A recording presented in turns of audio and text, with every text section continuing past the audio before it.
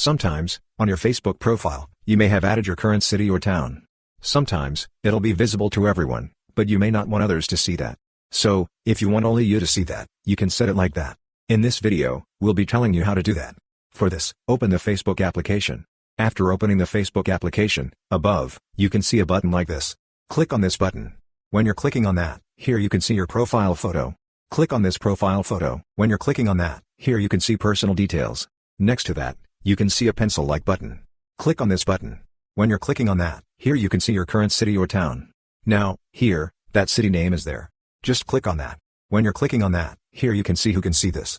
Sometimes, that'll be set to public, so everyone will be able to see that, or sometimes it'll be set to friends or friends of friends. That is why others are able to see that. In that case, what you need to do is just click on this, and here you can see the Only Me option. After that, click on this Done button. When you're selecting Only Me, only you can see that. Others cannot see this option. After this, click on this Save button. When you're clicking on that, those settings will be saved. So, this way, you can easily set your current city or town in a way that only you can see on your Facebook profile. Hope this video was helpful for you. If you find it helpful, consider subscribing. See you in the next video.